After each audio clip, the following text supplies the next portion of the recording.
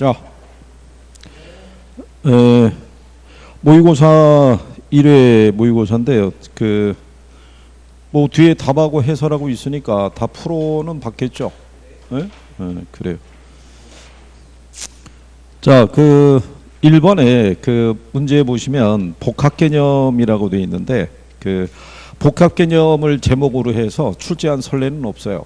그냥 지문 정도로만 활용을 한번 한 거예요. 예, 그래서 이 복합 개념에 대한 사고는 부동산에 관련된 부동산 활동과 현상을 인식하고 분석할 때 세 가지 관점에서의 접근을 한다라고 보시면 돼요. 그래서 우리가 줄여서 법경기 이렇게 세 가지 얘기해요.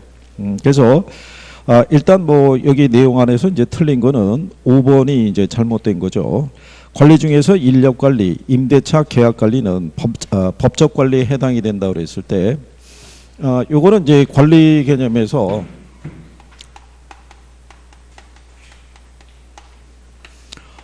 법률적 관리가 있고요.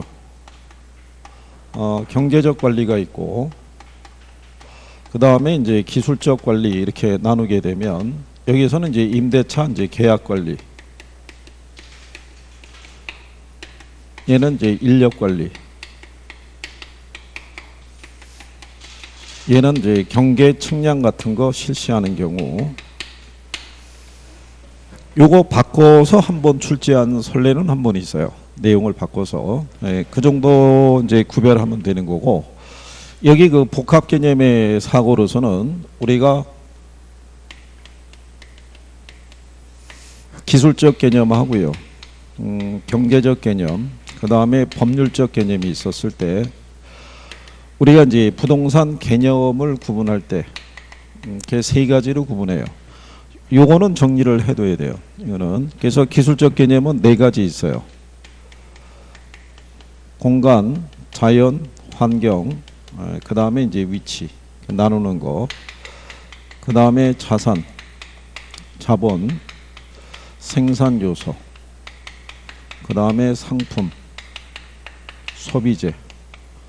다섯 가지로 나누는 개념하고 여기는 이제 협의회. 요거는 이제 우리 민법에서 규정을 한 거고요. 이건 우리가 토지 및 정착물로 표시할 수 있고 토지 및 정착물이라고 이렇게 표현할 때 이것도 지문에서 한 3번은 썼어요. 이 정착물을 구분할 때 보게 되면 독립된 걸로 간주하는 애가 있고 일부로 간주된 애가 있어요. 그러니까 이 정도는 구별이 돼야 돼요. 독립된 것으로 간주하는 애들이 뭐가 있는지 이게 이제 구별이 될 수 있느냐. 그 다음에 넓은 의미의 부동산은 협의의 부동산에다가 준 또는 의제 부동산을 합한 개념이다. 그래서 얘가 가끔 지문에서 언급이 돼요. 그러니까 요거 내가 구별할 수 있는지. 이쪽에 복합 개념의 사고에 대한 내용 자체가 중요한 게 아니고 부동산 개념에서 이거 구별할 수 있냐가 중요해요. 그러니까 요거를 기억하셔야 되고.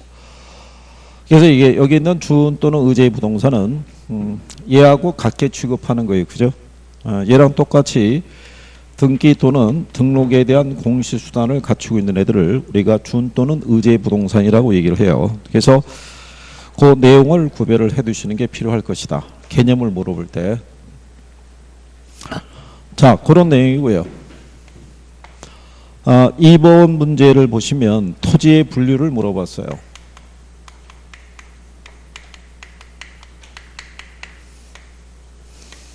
토지 분류상에서는 일단 상대적인 애들은 정리가 돼 있어야 돼요. 그죠?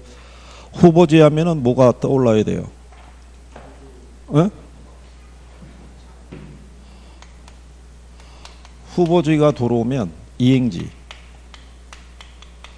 얘네 둘은 이제 묶어서 나오는 경우가 많이 있으니까. 그래서 이제 후보지 개념은 얘는 용도 지역 간에, 그죠? 전환 중인 토지 얘기하고 얘는 용도 지역 내에서. 그러니까 요 표현 자체를 가지고 구별을 할 수 있어야 되는데 가령 예를 들어 가지고, 그죠?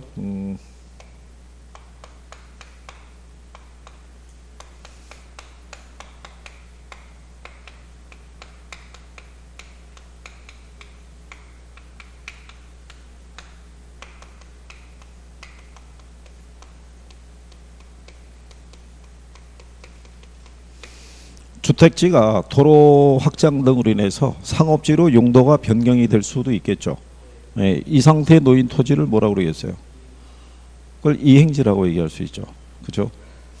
그러니까 얘가 반드시 이제 나올 때 그 후보지하고 이행지 할 때 이렇게 표현만 나오는 게 아니라 실예를 들어가지고 이 토지를 어디에 해당하느냐 이렇게도 물어볼 수 있는 거예요.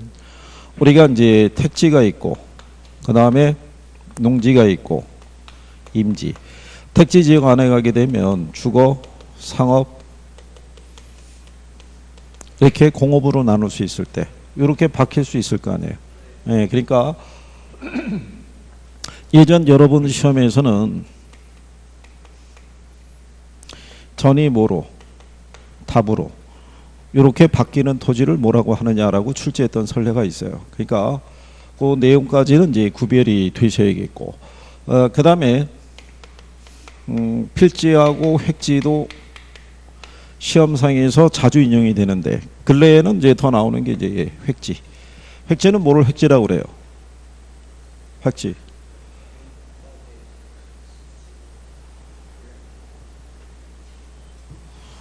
여기 필지는 뭐를 구분하기 위한 개념이에요? 이건 토지 소유자의 권리를 구분하기 위한 개념이고 토지의 등기 등록 단위를 얘기하죠. 획지라는 거는 이건 가격 수준을 구분하기 위한 개념으로 들어온 게 획지라고 우리가 얘기한 거예요. 그죠? 그러니까 구별할 수 있어야겠고요. 그 다음에 택지 아시죠? 택지는 뭐를 택지라고 그래요?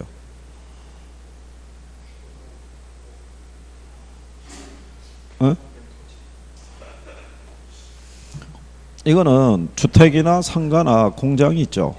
이걸로 이용 중이거나 이용 목적으로 조성된 토지를 뭐 그걸 택지라고 얘기하는 거예요. 일명 도시용 토지라고 얘기하는 거예요. 그죠? 이게 용어가 탁 나오면 용어에 대한 것에 대해서 바로 이렇게 툭툭툭 나와야 돼요. 그죠? 이게 한참 생각을 하면 시험장에 들어가시면 시간에 쫓겨가지고 문제를 파악을 못해요. 그죠? 그러니까 많이 뭐가 돼 있어야 돼요. 익숙해 있어야 돼요. 이 학원들마다 보면은 근래 1차가 조금 된 것 같다. 그러니까 2차를 좀 해야겠지. 1차를 손을 놓으면 다시 또 성적이 떨어지는 사람들이 있어요. 그거는 정리가 확실히 안 된 거예요. 안 됐는데 넘어가니까 안 보면 잊어먹게 돼 있는 거예요. 안 보면. 그죠? 그러니까 열심히 해야 돼. 열심히. 이제 뭐 며칠 남았다고. 50일 남았다며. 50일. 여기 있는 내용대로 지문이 떨어지면 얼마나 좋겠어요. 그죠? 실전에 가면 새로운 지문이 나오는 거예요. 새로운 지문이. 그 지문의 내용은 내가 볼 때 공부할 때 많이 봤던 내용들이에요. 근데 표현은 다 틀리다고요. 그걸 보고 내가 빨리 판단해야 되잖아요. 그렇죠? 자, 그래서 거기 2번 문제에서는요. 여러분들이 보시면 2번에 건폐율, 용적률 등의 규제로 인해서 동일한 필지 내에서 남겨둔 토지를 뭐라고 그래요?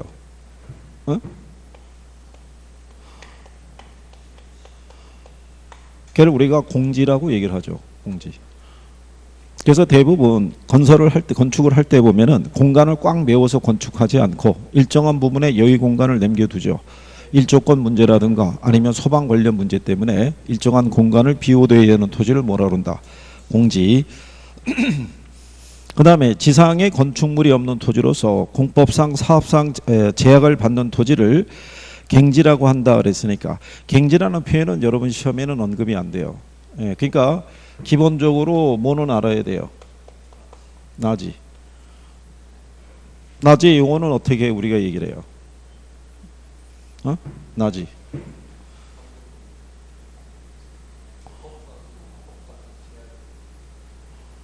아니 이천여 여기 옆에 앉으라니까 왜 그 뒤에 앉아가지고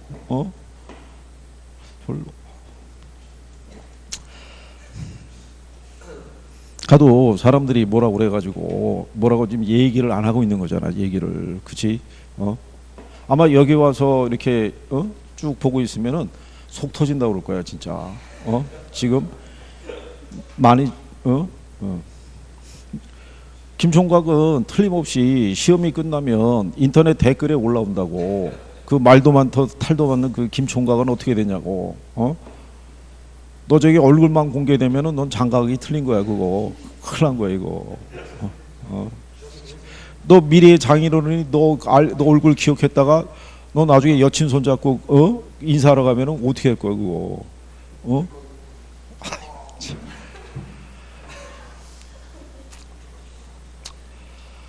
낮에는 지상에 뭐가 없어요.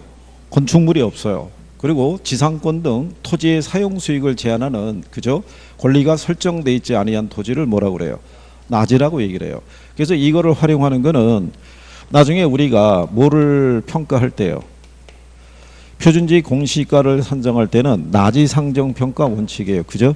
네, 그렇기 때문에 표준지의 가치를 산정할 때는 지상에 뭐가 있어도 건물이 있어도 없는 거로 보고 해야 되고요. 지상권 등 토지의 사용 수익을 제한하는 권리가 설정이 돼 있어도 역시 없는 거로 보고 평가를 해야 돼요. 그러니까 나중에 이제 뒤쪽에서 나올 때 표준지에 뭐가 설정이 돼 있으면 지상권이 설정이 돼 있으면 지상권의 가치를 반영해서 평가해야 된다 그러면 틀리다고요. 무슨 말인지 이해하시겠죠? 그러니까 표준지는 낮이 상정 평가라는 것을 기억하듯이 낮이의 개념도 정확하게 정리를 할 수 있어야 돼요. 4번에 보면은 집안이 절터되어 무너져 내린 토지로서 전답 등이 하천으로 변한 토지를 우리는 뭐라고 그래요? 걔를 우리가 포락지라고 얘기를 해요. 그죠? 시험에 한번 나왔어요. 단답형으로. 답을 포락지로 물어봤고요. 그 다음에 부동산 등기법 등 법적인 개념으로서요. 토지의 등기 등록의 단위가 되는 개념은 뭐 얘기하겠어요? 예? 이거 필지일 거 아니에요. 그렇죠? 그래서 이제 답이 주거지역, 상업지역, 공업지역 상호 간에 용도가 전환되고 있는 토지를 우리는 뭐라 그런다? 이행지. 그죠? 근데 조금 더 구체적으로 이제 표현을 해줄 거예요. 그죠? 택지지역 안에서. 그죠? 그래서 토지의 분류 관계에도 기본적으로 이제 구별은 해주시는 게 필요할 거고요. 그죠? 자, 그 다음에 3번을 보면 부동산 특성에 대해서 출제를 하고 있어요. 그죠? 근데 이 부동산 특성을 보게 되면 자연 특성이 있고 무슨 특성이 있어요? 인문 특성이 있으면 자연 특성에서 중요한 게 부동성, 부증성, 그 다음에 지금까지 한 10년 사이에 이쪽에서 출제를 했을 때요. 답은 다 여기서 물어본 거예요. 요 세 가지 안에서. 그죠?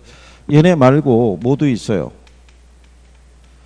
개별성이라든가 인접성까지 이렇게 돼 있을 때 지문으로는 여기까지는 활용을 했지만 답으로 유도한 거는 얘네 셋이란 얘기예요. 그렇죠? 작년에 출제된 게 뭐예요? 얘 물어봤다고요. 그죠? 네. 그냥 단독으로 나왔었죠. 그 이전에도 얘를 답으로 유도했어요. 틀리게 줘서. 그 이전에는 영속성을 갖고 2번 연속으로 문제를 출제하는 거예요. 그죠? 네. 그러니까 기본적인 거는 정리가 돼 있어야 돼요. 지금 정도가 되면은 제목이 나오면 얘에 관련된 애들이 쭉 떠오를 수 있어야 돼요. 그죠? 그래서 부동성 하면은 가장 대표적으로 생각할 수 있는 게 뭐예요? 그래 이제 임장 활동이 떠오른 거예요. 자, 그런데 시험장에 들어갔더니 임장 활동이 안 보여요. 그죠? 걔만 내려놓은 몸은 없잖아요. 그죠? 또 뭐가 있어요? 뭐? 어? 아니 저를 쳐다보면 어떻게 해요? 얘기를 해줘야지. 어? 우리가 오늘 서로 얼굴 보려고 만난 게 아니잖아요. 그죠? 내용을 정리하려고 만난 거지. 어? 여기 뒤에 답하고 해설이 있으니까 내가 지금 그 별도로 안 물어봐서 그렇지 다른 데서 모의고사 하면은 답하고 해설이 없어요. 그냥 문제를 갖고 푸니까. 예? 그래서 여기다가 번호 1, 2, 3, 4, 5번 적어가지고 답을 물어보면은 참 말도 못한다는 얘기죠. 그죠? 비 올 때 딱 끌고 옥상으로 가고 싶다는 생각이 한두 번 드는 게 아니라고요. 그죠? 지금 몇 월인데? 9월인데. 어? 자, 우리가 그 여기 있는 이제 부동성에서 얘기하는 건요. 시장을 뭐 한다는 얘기예요. 국제화시키고 무슨 활동? 임장 활동. 부정성 하면은 뭐 생각나요? 어? 무슨 이용을 해야 된다는 거? 집약적 이용을 유도하게 된다는 거. 가장 많이 물어보는 것 중에 하나가 뭐예요? 집약지 이용을 하게 된다는 거. 그 다음에 토지의 물리적 공급을 우리가 어렵게 만들죠. 그래서 기울기를 수직선으로 만든다는 거. 그래서 완전 비탄력적으로 만들어준다는 거. 영속성으로 인해서 생각나는 거. 영속성. 예? 소유에 따른 이익하고요. 무슨 이익? 사용에 따른 이익. 이걸 향유할 수 있어서 임대차 시장을 발달하게 한다는 거. 기억하시죠? 예. 그 다음에 또 뭐?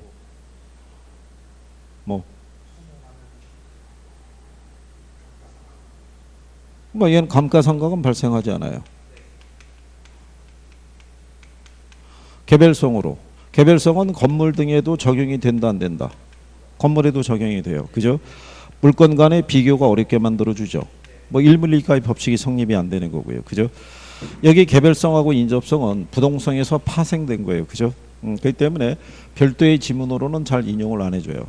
그런데 지금까지 이렇게 자연 특성으로만 냈단 말이에요. 그죠? 예, 그러면 학생들의 입장에서는 주로 여기를 대비하고 들어갔을 때 여기서 하나 나올 수도 있죠. 인문 특성에서. 인문 특성에서 보면은 용도의 다양성이 있죠. 용도의 다양성은 부증성에서 주어지는 제약 조건을 완화시키기 위해서 만든 게 뭐예요? 용도의 다양성이에요. 그죠? 우리가 조금 아까 이행지, 후보지 배웠죠. 예, 그래서 용도의 다양성이 있기 때문에 뭐가 가능하게 해줘요? 이행과 전환이 가능하게 해주는 거예요. 예, 그럴 때 무슨 이용이 되게끔? 항상 무슨 이용? 예, 최이용 이용. 예, 그래서 그 기본적인 내용 정도는 예, 정리를 이렇게 할 수 있으셔야 돼요. 그죠? 자, 그랬을 때 부동산 특성을 우리가 구별을 하게 되면요. 자연 특성으로 나눌 수 있고요. 자연하고 인문 특성으로 나눌 수 있고 또 물리적 특성하고요. 경제적 특성하고 그 다음에 제도적 특성으로 해서 이렇게 1분법, 2분법, 3분법으로 나눌 수 있어요. 그때 이 3분법으로 나누게 되면 여기는 이제 경제적 특성 안에 들어가 있는 게 뭐가 있냐면 내구성이라고 있어요. 뭐가 있다? 내구성. 그래서 거기 3번 문제 보시면은 1번 지문에 이렇게 놨죠. 토지와 건물에 투자한 비용을 회수하는데 많은 시간이 걸리는데 이를 투자에 뭐라고 그래요? 내구성이라고 그래요. 그러니까 한번 투자하면 투자한 자금을 회수하기가 시간이 많이 걸리겠죠. 그렇죠? 그래서 뭐가 필요하겠어요? 그래서 금융이 필요한 거예요. 뭐가 필요하다? 금융, 주택금융이 필요하다라고 생각하면 되는 거예요. 그래서 부동산 개발금융의 대표적인 게 우리가 PF 이런 거 얘기했었어요. 그죠? 그래서 그게 내구성에 기초한 내용이다라고 그렇게 구별하시면 되겠고요. 예, 그 다음에 3번 지문에 보면 부동산의 개별성은 지형, 지세, 면적 등이 서로 다르다는 특성이다라고 얘기를 하죠. 예, 그래서 가격이나 수익 등에 구체적 또는 개별적인 영향을 미친다라고 얘기를 해요. 근데 2번에 보면 토지는 영속성으로 인해서 물리적 감가는 적용되지 않으나 부증성으로 인해서 경제적 감가는 적용이 된다. 그러니까 틀리겠죠. 물리적 감가는 반영이 돼야 안 돼요. 반영이 안 되죠. 그렇죠. 근데 부증성이 아니라 뭐로 인해서 위치의 가변성이 있죠. 예, 예를 들어서 물리적, 지리적 위치는 변화가 될 수는 없는데 사회적, 경제적, 행정적 위치의 변화는 가져올 수 있어요. 예전에는 우리가 주요 연료 수단이 뭐였냐면 연탄이었어요. 그죠? 그러니까 석탄이라든가 탄광 산업이 호황을 누리던 시절도 있는데 지금은 탄을 잘 안 쓰죠. 그러니까 강원도의 탄광 산업이 많이 위축이 된 거예요. 그러면 그 지역에 물리적인 부분의 감가는 없어도 경제적인 가치에 대한 변화는 발생할 수 있는 거예요. 그래서 2번이 틀려 있다라고 그렇게 생각하시면 되겠고. 자, 그래서 지금 보시면은 총론 기준 했을 때 몇 문제 나온 거예요? 3문제 나온 거예요. 이게 배열이 다 있는 거예요. 배열이. 그래서 이게 총론이 있고요. 강론이 있어요. 이 강론 안에 가게 되면 경제론이 있고 그 다음에 시장론이 있고 그 다음에 정책론이 있고요. 그 다음에 투자론이 있고요. 그 다음에 금융론 있고 그 다음에 있는 게 개발 및 관리론. 그리고 뭐가 있냐면 감정평가론이 있어요. 그러면 시험상에서는 여기까지가 85% 내는 거예요. 감평이 15%. 이렇게. 그러니까 얘는 매년 6개에서 7개가 나오도록 정해져 있는 거예요. 감평은. 예? 총론이 평균적으로 한 3문항에서 4문항 사이. 경제론이 평균적으로 한 5문항. 시장론이 한 3개에서 4개. 정책론이 한 4개에서 한 5개. 투자론이 7개에서 한 8개. 금융론이 평균적으로 5개. 개발 및 권리론이 평균적으로 3개에서 4개. 배열은 이렇게 돼요. 이렇게. 그럼 거의 정해져 있다고 봐야죠. 물론 이제 예외적인 경우로 예전에 뭐 시장론 관계가 예를 들어서 한 대여섯 개씩 이렇게 나왔던 적도 있어요. 근데 이제 그런 경우는 이제 극히 드물고요. 그리고 이제 계산 문제는 여기 경제론에서, 그죠? 시장론에서, 그 다음에 투자론, 금융론, 개발론 쪽에서도 하나 있고요. 감평 쪽에서도 계산 문제는 활용할 수가 있어요. 그죠? 근데 전체적으로 요즘 배열은 40문제 기준하게 되면 이론이 30문항, 계산 문제가 10문항 이렇게 수준이에요. 그죠? 그래서 그거는 이제 선택은 여러분들이 하시는데, 다만 계산은 마지막에 푸시라고 얘기했어요. 시간적인 부분이 어려우니까. 그래서 이렇게 배열이 되어 있다는 걸 항상 잊지 마셔야 돼요. 그러니까 내가 선택과 집중을 잘해야 되는 거예요. 잘 안 되는데 지금 시점에서 걔를 붙잡고 있을 수는 없을 거 아니에요. 그러면 자주 나오는 애들인데 상대적으로 내가 그래도 접근이 용이한 쪽이 있으면 걔들에 대한 용어는 확실히 정리를 해야 된다고요. 그렇지 않겠어요? 지금 뭐 새로운 거를 더 많이 할 수는 없잖아요. 그래서 나중에 이제 요 정책론 쪽에서 법이 개정된 애들이 있어요. 그래서 그거는 여러분 시험날 시행 예정이기 때문에 그거는 따로 또 오늘 자료 받았죠. 별도로 자료를 드릴 테니까 그래서 정리를 하시면 될 거예요. 염두에 두시고 정리를 해야 돼요. 예? 저기서 단원 비중이 큰 애들을 버릴 수는 없으니까. 자, 그 다음에 이제 4번에 가시게 되면 절양하고 그 다음에 뭐를 구분하는 거예요. 자, 일반적인 절양이라는 것은요, 뭐가 명시가 되어 있을 때, 이게 주어져 있을 때 그 용어, 변수의 의미가 분명해지는 것을 뭐라고 그래요? 그걸 절양이라고 얘기를 해요. 부동산에서는 가장 대표적인 절양 변수로 여러분들에게 지금까지 출제를 주로 했던 거는 인구 있죠. 재고, 그 다음에 뭐가 있어요? 자산, 그죠? 그래서 우리가 인재자로 구별을 해준 거예요, 그죠? 지금까지의 기출은 요거 세 가지만 알면 답을 풀 수 있게끔 유도를 했어요, 그죠? 예, 그런데 유량이라고 얘기하는 건요, 뭐가 주어졌을 때, 기간이 주어졌을 때 그 의미가 분명해지는 거를 우리가 유량 이렇게 얘기했어요, 그죠? 그래서 여러분들에게는 유량 개념으로 뭐를 많이 썼냐면은 우리가 그때 지대라는 개념 얘기했었죠. 지대라는 거는 일정 기간 동안 토지 사용에 대한 대가로 지불하는 게 뭐예요? 그게 지대예요. 요걸 우리가 번역을 할 때 렌트라는 거를 영문상에서 렌트를 지대 또는 뭐로?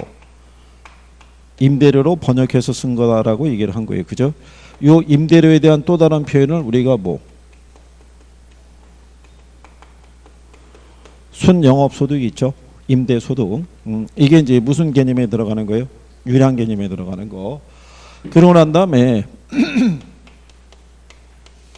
주택 절량이 있고 주택 뭐가 있어요? 여기까지는 구별할 수 있어야 돼요. 그죠? 주택 절량도 공급량이 있고 수요량이 있죠. 주택 절량의 공급량이라는 건 일정 시점에 시장에 존재하는 주택의 양을 우리가 뭐라고 그래요?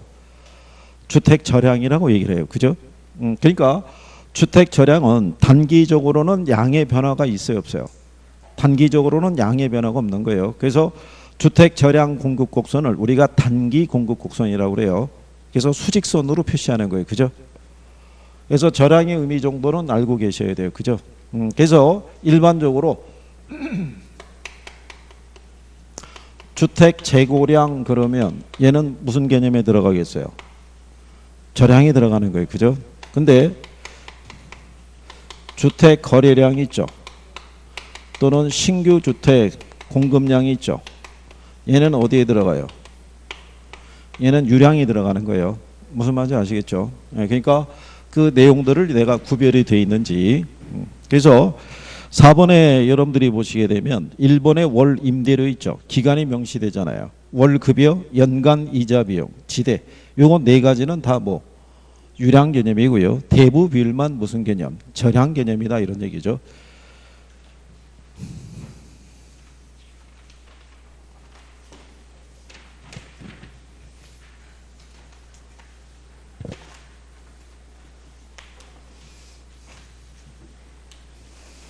자, 그 다음에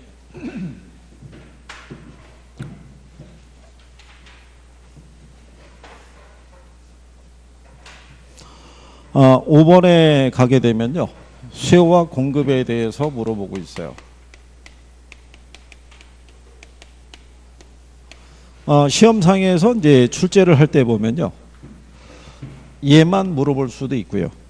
아니면 얘만 물어볼 수도 있고. 이렇게 두 개를 같이 물어볼 수도 있어요. 그죠? 네. 그러면 제일 먼저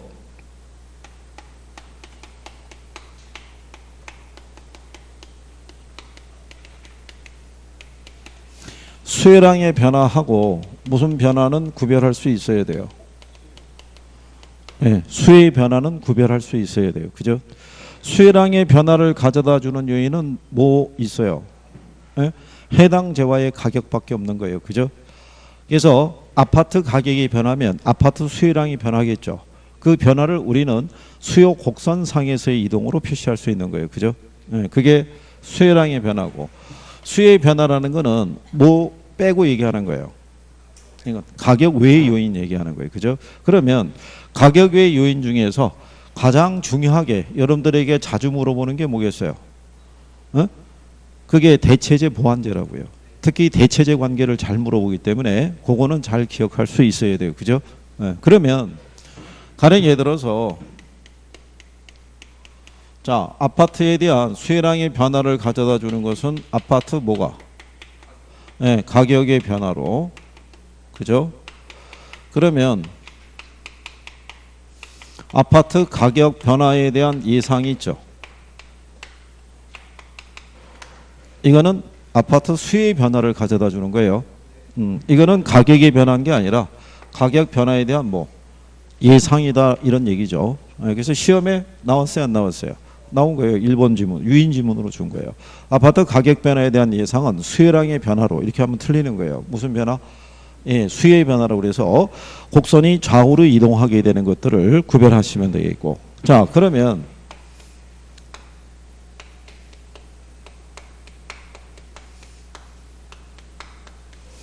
대체재 가격이 하락하면 아파트 수요가 어떻게 돼요? 늘어나요? 줄어들어요? 대체재 가격이 하락하면.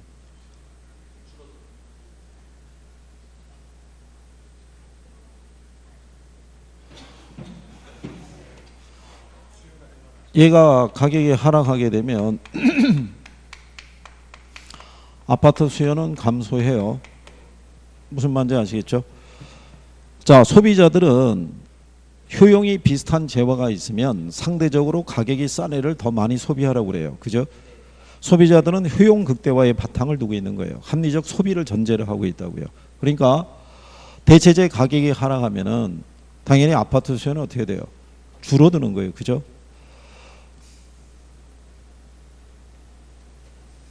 언제 한번 테스트를 한번 해봐야 되지 않을까? 그죠? 그래도 제가 진실을 알 수 없다는 얘기죠. 그죠?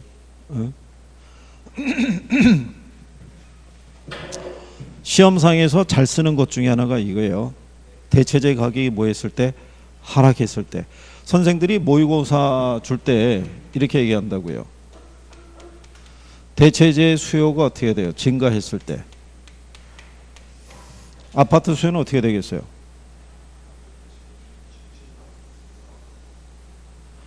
자, 여기 보시면 얘가 왜 수요가 늘어났겠어요?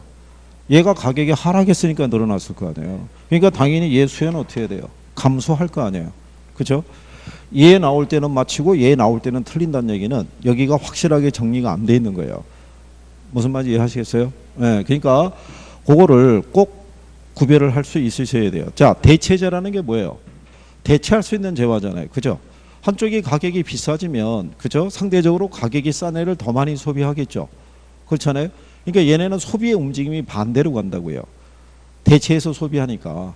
근데 보완재라는 거는 두 개의 재화가 결합해서 한다고 그랬죠.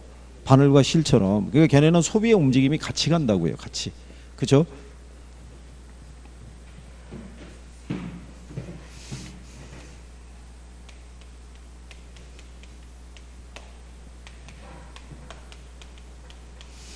올리고당 가격이 하락하면요. 올리고당의 소비가 늘어날 거 아니에요. 그럼 상대적으로 설탕 소비는 어떻게 돼요? 줄어들 거 아니에요. 그러면 아파트 가격이나 임대료가 하락하죠. 그러면은 예를 들어서 오피스텔에 대한 수요는 어떻게 돼요? 줄어들 거 아니에요. 이게 완전히 익숙해 있어야 되는 거예요. 예?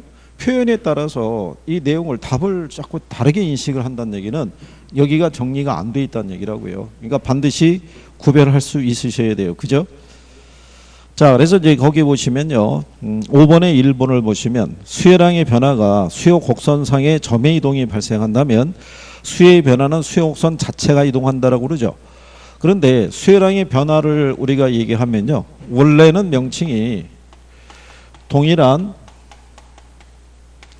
수요 곡선 상에서의 점의 이동으로 쓰는 거는 맞아요. 이게 동일한 이렇게 수요 곡선이 있었을 때 이렇게 뭐가 이동한다는 거예요. 점의 이동이 발생한다는 얘기는 뭐가 변해서 가격이 변해서 이렇게 발생하는 거예요. 그죠? 무슨 말인지 아시겠죠? 근데 출제자들이 요거는 생략해요. 뭐는? 점은. 그러니까 작년 여러분 시험 문제에 보면은 그냥 수요 곡선상에서의 뭐로? 이동으로만 표시해요. 그러니까 뭐를 꼭 안고 들어가면 안 되는 거예요. 점을 꼭 인식해서 점이 없으면 틀리다 그렇게 생각하면 안 되는 거예요. 원래는 그냥 이것도 빼고 얘기해서 해도 되는 거예요. 그냥 수요 곡선에서의 이동이라고. 같은 표현인 거예요. 그래서 꼭 상하고 점만 인식하고 들어갔는데 걔가 안 보인다고 틀리다라고 인식하면 또 곤란한 거죠. 그죠? 지금도 이 학원 다녀보면 경제 개념이 정리가 안 되는 사람들이 수두룩해요. 그러니까 지금까지는 그냥 그죠? 혼자만의 아픔으로 덮어두고 왔다가 시험이 임박하니까 이제 급해지는 거예요. 그죠? 그래서 제가 예전에 연초에 얘기했다고요. 경제 논리는 빨리 정리를 해야지. 나중에 시험이 임박해가지고 수요량의 변화, 수요의 변화가 구별이 안 된다 그러면 큰일 난다고 얘기한 거예요. 그죠? 그러니까 정리가 잘 되어 계신지 구별할 수 있으셔야 돼요. 무슨 말인지 아시겠죠? 그리고 2번에 보면 가격 변화에 따른 수요량의 변화는 대체 효과하고 소득 효과 있죠. 이걸로 표시할 수 있다는 거는요. 우리가 수요 곡선은 우하향하는 기울기를 갖죠. 그렇죠? 수요 곡선은 왜 우하향하겠어요? 수요 곡선은 왜 우하향하겠어요? 아니 수요 법칙을 반영한 게 수요 곡선이잖아요. 수요 법칙이 뭐예요? 아니 다른 조건이 일정할 때 가격과 수요량은 반비례 관계잖아요. 그죠? 대체 효과라는 건 상대 가격의 변화로 나타나는 거고, 그죠? 소득 효과는 뭐로? 물가에 대한 변화 있죠. 거기에 따라 우리가 소비할 수 있는 상품의 수량의 크기가 틀려지잖아요. 그죠?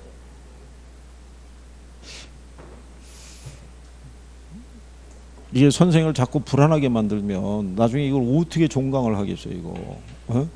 조금 있으면 우리 종강인데, 9월 달에 다음 주에 추석이라서 쉬잖아요. 그죠? 그럼 9월 달에 2번 보고 10월 달에 한두 번 보면 끝날 텐데. 그죠? 금방인 거예요, 금방.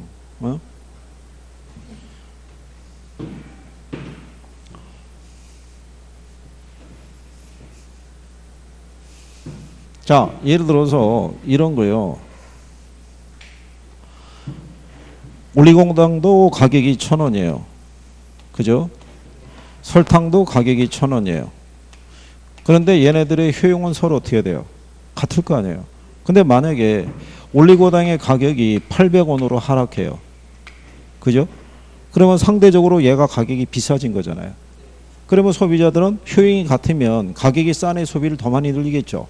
그러니까는 만약에 이 재화의 가격이 뭐하면 하락하면 원래 여기가 균형점이었는데 이 가격이 만약에 이렇게 하락하게 되면 얘 수요가 늘어난다는 거예요. 근데 반대로 올리고당의 가격이 뭐하면 상승하면 상대적으로 얘가 가격이 하락한 효과가 나오잖아요. 그러면 얘의 소비가 늘어날 거 아니에요. 얘의 소비는 줄어들고 그걸 반영한 게 무슨 효과? 그게 대체 효과라는 거예요. 상대 가격의 변화로 인해서. 그죠? 소득 효과라는 거는 소득이라는 게 명목소득이라고 있어요. 명목소득이라는 거는 여러분들이 만약에 한 달에 받는 월급이 100만 원이죠. 네, 금액으로 나타난 게 명목소득이에요. 그죠? 근데 가끔 우리가 신문을 보면은 실질소득이 줄어들었다고 그러죠. 뭐가 상승해서? 물가가 상승해서. 그러니까 이 실질소득이라는 건요. 명목소득을 이게 물가로 나눈 거라고요. 그죠? 그러니까 가령 예를 들어서 여러분 소득이 명목소득이 100만 원이에요. 근데 어떤 상품, 특정한 상품을 구매할 때 그 상품의 가격이 4만 원이에요. 그러면 4만 원인 상품을 우리는 몇 개 소비할 수 있겠어요? 25개를 소비할 수 있어요. 그죠? 근데 물가가 한 20% 뛴 거예요. 그래서 상품의 가격이 5만 원으로 상승한 거예요. 명목소득은 그대로인데. 그럼 내가 소비할 수 있는 상품의 수량이 어떻게 돼요? 줄어들 거 아니에요. 무슨 말인지 아시겠어요? 네, 그래서 이걸 반영해 준 게 뭐란 얘기예요? 그게 소득 효과라는 얘기예요. 그래서 이건 나온 적은 없어요. 단 대체 효과는 한번 나온 적이 있어요. 대체 효과. 그래서 혹시 문장상에서 나오면 대체 효과는 상대 가격의 변화를, 무슨 말인지 아시겠어요? 소득 효과는 상품 가격의 변화를 가지고 자, 그래서 이제 거기 3번에 보게 되면 공사법상의 거래 규제, 금리의 인하 등은 부동산 수요를 감소시키는 요인이다 그랬으니까 틀렸겠죠. 금리의 인하는 이 부동산 거래를 어떻게 돼요? 증가시킬 거 아니겠어요? 그러면 정부가 총부채 상환 비율이 있죠. 그렇죠? 네, 이거를 상향 조정했어요. 그러면 부동산 거래가 늘어나요? 줄어들어요? 어? 이거 상향 조정하면. 그러면 대부 비율을 상향 조정하면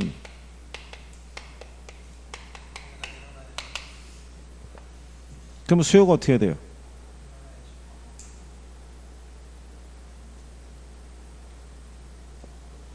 아니, 얘 상향 조정해도 수요가 늘어나고요. 얘를 상향 조정해도 수요가 늘어나잖아요. 그죠? 에? 아니, 이게 시험에 인용이 되는데, 에? 그렇다고 우리가 이거 안 해본 것도 아니고, 에?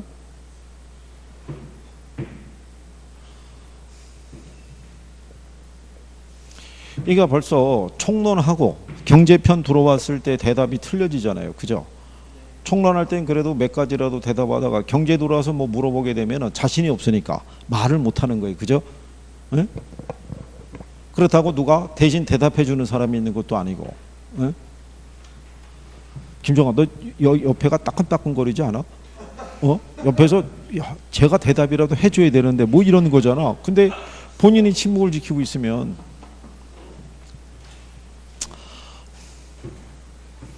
여기 있는 이 총부채 상환 비율 얘기하죠. 여기는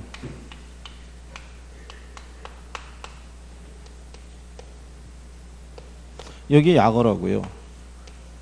이 DTI라는 게. 이 to의 의미가 분수의 의미예요. 그죠? 그러면 여기 대신하는 게 부채죠. 인컴이 소득이죠. 그러니까 소득분의 부채라는 거예요. 그러면 차입자가 벌어들이는 연소득에서 연간 갚아나가야 되는 원리금의 크기를 측정하는데 결국은 돈을 빌려간 차입자의 소득 능력에 근거해서 융자를 받을 수 있는 규모가 달라진다는 얘기예요. 가령 예를 들어서 이 비율을 40%를 줘요. 그죠? 그러면 연소득이 1,000만 원인 사람이 연간 갚아나가는 원리금의 규모는 400만 원을 넘어설 수 없다는 얘기예요. 무슨 말인지 아시겠나요? 근데 이 사람의 연소득이 만약에 2천이라고 가정해 보세요.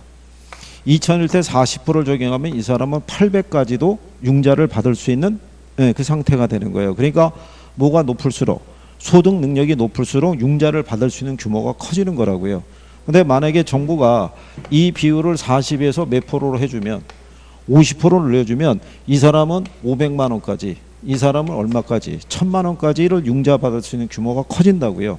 융자를 받을 수 있는 규모가 커지니까 부동산 거래가 늘어날 거 아니에요. 정부가 이번에 대출 규제하니까 부동산 거래가 위축이 되죠.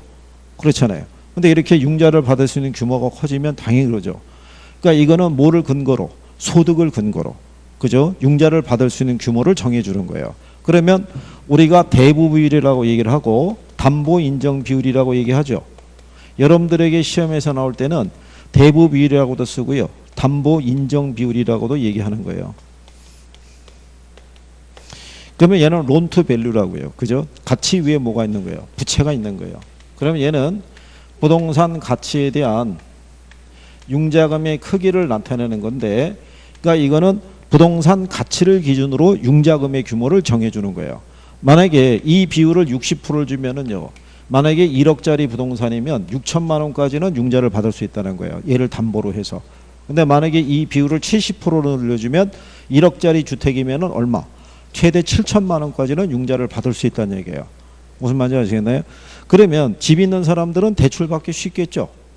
그래서 기존에 집 있는 사람들이 집값 상승하면은 거기에 따라 그 집을 담보로 대출 받아서 다른 집을 사고 막 이랬단 말이에요. 근데 이걸 적용하는 게 아니라 얘가 들어오니까 뭐가 뒷받침이 안 되면, 소득이 안 되면은 융자를 받을 수 없는 거예요.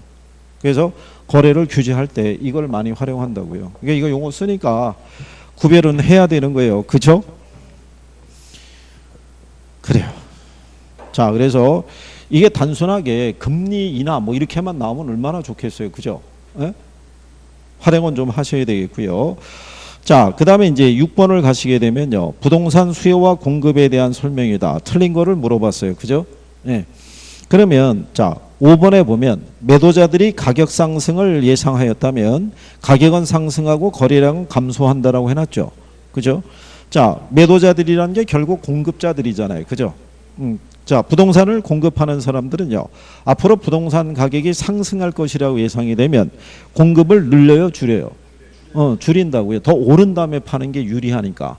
공급이 감소하니까 가격은 어떻게 돼요? 상승할 것이고 거래량은 어떻게 돼요? 줄어들겠죠. 그거를 이제 이렇게 표현해 준 거예요. 그러면 생산 기술이 향상이 되면 공급이 어떻게 돼요? 공급이 늘어나는 거예요. 공급이 늘어나면은 가격이 어떻게 돼요? 하락하죠. 그 다음에 거래량, 공급이 증가했으니까 거래량이 늘어나겠죠. 네, 이 문제는 이제 그걸 물어보고 있는 거예요. 그러니까 여러분들에게 수요가 증가 또는 공급이 증가하는 거를 직접 수요 증가, 공급 증가로 주는 게 아니라 그 영향을 주는 요인은 있죠. 예, 그걸로 바꿔서 준 거예요. 그렇게 생각하시면 되겠고. 그래서 1번에 보면 수요 면에서 대체재 가격이 하락하죠. 예, 그러면 가격이, 부동산 가격이 상승하고 거래량이 감소한다 그랬으니까 틀렸을 거 아니에요. 뭐가 잘못됐겠어요? 예? 아, 여기 조금 아까 했잖아요. 여기. 대체재 가격이 하락하면 수요가 감소하죠. 그러면 아파트 가격은 어떻게 돼요? 하락한다고요. 수요가 줄었으니까. 그렇죠? 가격이 상승하고 그랬으니까 틀렸을 거 아니에요. 그죠? 거래량은 당연히 줄어들죠. 네. 그러면 선생님 조금 아까 여기다 이거 왜 해놨겠어요? 이거 문제가 여기 있으니까 미리 해놓은 거죠. 그죠? 네?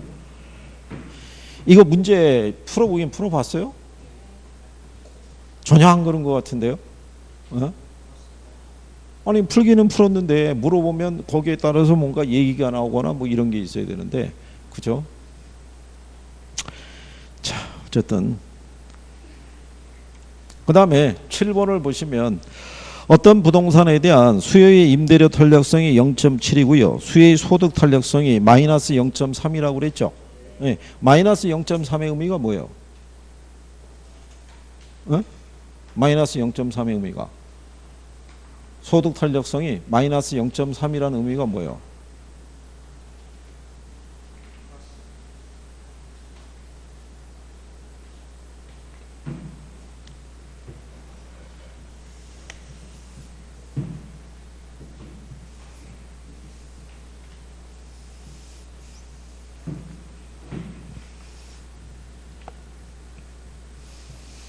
자, 이 수요의 가격 탄력성이 있죠. 얘는 가격 변화율에 대한 무슨 변화율? 예, 수요량의 변화율의 크기로 측정을 해요. 그러니까 예를 들어서 XJ 가격에 대한 XJ 수요량 이렇게 얘기를 해요. 근데 가격이 10%가 예를 들어서 상승했을 때 수요량이 만약에 10%가 이렇게 줄어들었대요. 그죠? 그러면 가격의 변화율과 수요량의 변화율의 크기가 같죠. 같으면 얼마겠어요? 1이겠죠. 이걸 우리가 용어상에서 뭐라고 그런다? 단위 탄력적이라고 얘기를 해요. 그러면 가격 탄력성은 얘를 기준으로 해서 얘보다 수치가 크면 탄력적이고 얘보다 작으면 비탄력적이라는 거예요. 그러니까 가격 탄력성은 절대값 1을 기준으로 해서 탄력성의 크기를 구분해 주는 거예요. 근데 여러분들이 보시는 소득 탄력성이 있죠. 얘는 소득의 변화율에 대한 무슨 변화율? 얘가 수요량의 변화율이잖아요. 그죠? 그러면 여러분들이 보시면 소득이 만약에 10%가 어떻게 돼요? 변했을 때, 그러니까 예를 들어서 증가했다 이런 얘기죠. 근데 수요량이 전혀 변하지 않아요. 그러면 얘가 그냥 0일 거 아니에요. 그죠? 그러면 이거를 우리가 뭐라고 얘기하겠어요? 0으로 나온 애를. 얘를 우리가 중간재라고 얘기를 해요. 소득이 변할 때 소비량이 전혀 변하지 않는 애들이 있죠. 걔들을 뭐라고 그런다? 그걸 중간재라고 그래요. 근데 우리가 기본적으로 이렇게 얘기하죠. 자, 소득이 10%가 예를 들어서 증가했을 때 수요량이 1%가 늘었대요. 그러면 얘가 10이고 얘가 1이죠. 그럼 10분의 1이면 0.1이죠. 그럼 0보다 커요, 작아요? 0보다 클 거 아니에요. 그럼 얘가 부호가 플러스겠죠. 얘를 뭐라고 한다? 정상재. 근데 소득이 10% 늘었을 때 수요량이 1%가 줄었대요. 그럼 얘는 10분의 마이너스 1이죠. 그럼 마이너스 0.1이죠. 0보다 작죠. 그럼 얘는 부호가 마이너스인 거예요. 얘를 우리가 무슨 재와? 얘를 열등재라고 얘기하는 거예요. 그죠? 그럼 열등재라는 건 소득이 증가하면 수요가 어떻게 돼요? 줄어들죠. 거꾸로 소득이 줄어들면 소비가 늘어나는 애들이 열등재라고요. 무슨 말인지 아시겠어요? 그래서 아일랜드에서는 우리가 기근이 발생했을 때 그러니까 농사가 안 되니까는 소득이 줄어들 거 아니에요. 그럴 때 감자에 대한 소비가 확 늘어났던 때가 있어요. 그래서 주로 그런 걸 갖고 설명을 많이 해줘요. 그러니까 여기서 마이너스 0.3이라는 거는 이 재화가 무슨 재화라는 거예요? 열등재라는 얘기예요. 무슨 재화? 열등재. 그러면 소득이 감소하면 수요가 어떻게 돼요? 늘어난다고요. 5% 감소했다는 얘기죠. 네, 5% 곱하기 마이너스 0.3이니까 1.5%가 늘었다는 얘기라고요. 근데 임대료 탄력성이 0.7이죠. 근데 임대료가 몇 프로 상승했대요? 7%. 그러니까는 임대료 상승에 따라 수요량은 몇 프로가 줄고요?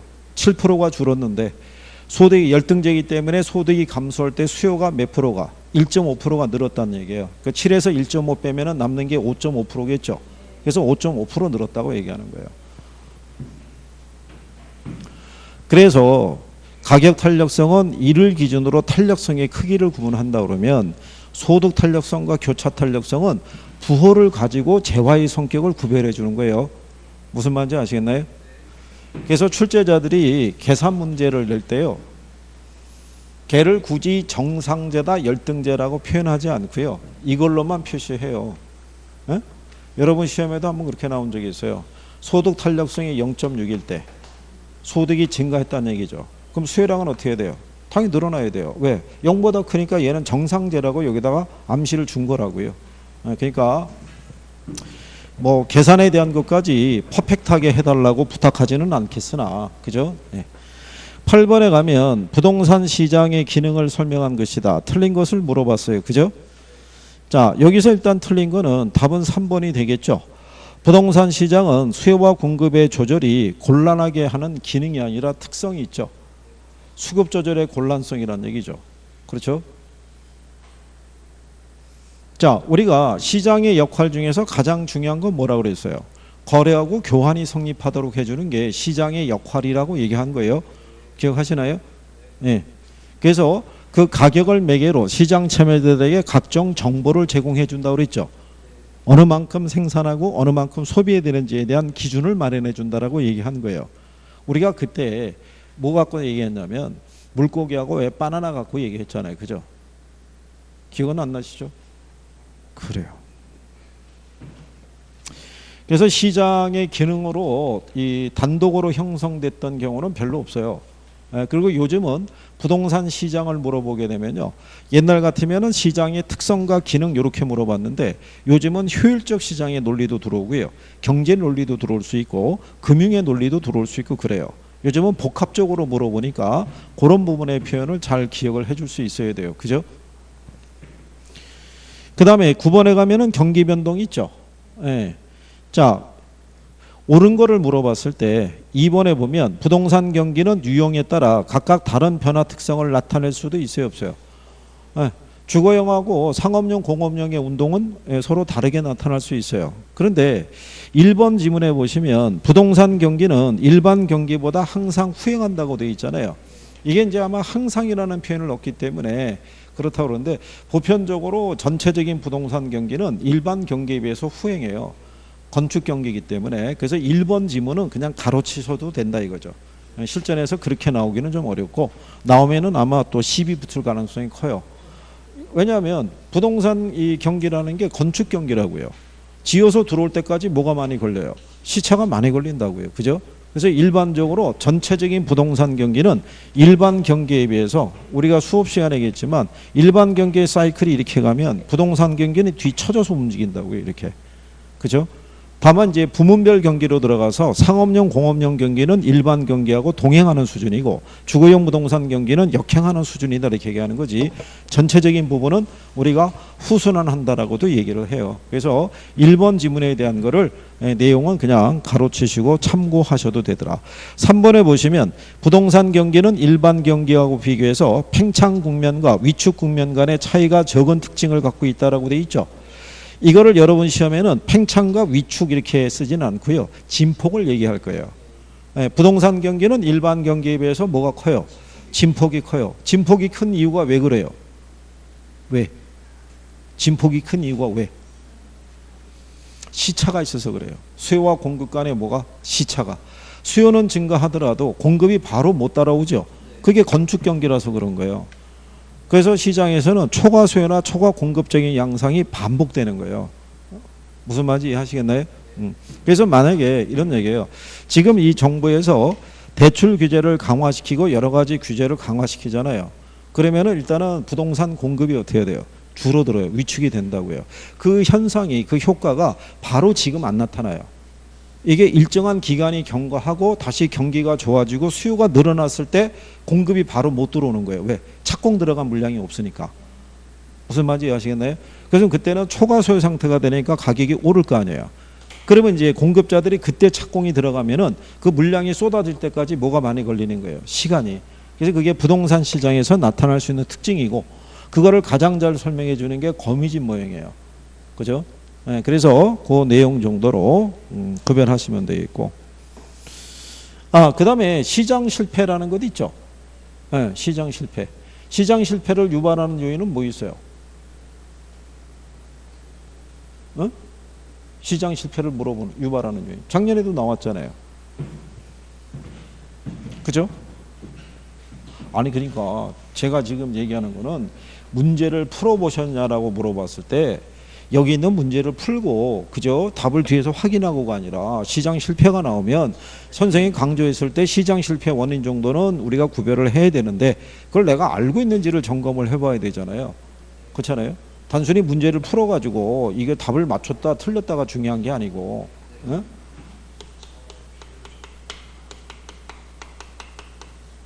시장 실패라는 거는 시장 기구를 통해서 자원 배분이 효율적이지 못할 때 나타나는 게 뭐예요? 그 시장이 실패예요. 그죠? 부동산 시장에서 시장이 실패가 나타난 이유 중에 하나가 뭐겠어요? 그런 거예요. 수요와 공급에 대한 불균형 때문에도 나타나는 거예요. 우리가 기본적으로 완전 경쟁 시장에서는요. 이렇게 균형 상태에서 만약에 가격이 상승하게 되면 초과 공급 상황이 발생하죠. 그럼 공급자 경쟁에서 다시 원래 균형으로 회귀를 해요. 근데 가격이 하락하면 어떻게 돼요? 초과 수요 현상이 나타나고 수요자 경쟁에서 원래 상태로 회귀를 하죠. 그러니까 항상 시장 기구를 통한 자동 조절 기능이라는 게 있는 거예요. 그러니까는 장기적으로는 항상 무슨 상태를 유지해요? 균형 상태를 유지하는데 부동산 시장은 이렇게 돼 있잖아요. 이렇게. 그럼 이 상태에서 수요가 늘어난다 해도 양을 조절할 수 있어요, 없어요? 양을 조절하기 어려운 거예요. 구조적으로 부동산 시장은 이렇게 시장의 실패를 가져올 수밖에 없는 구조를 갖고 있어요. 그죠? 그러면 시장 실패 원인 중에 뭐 있어요? 뭐? 뭐? 뭐?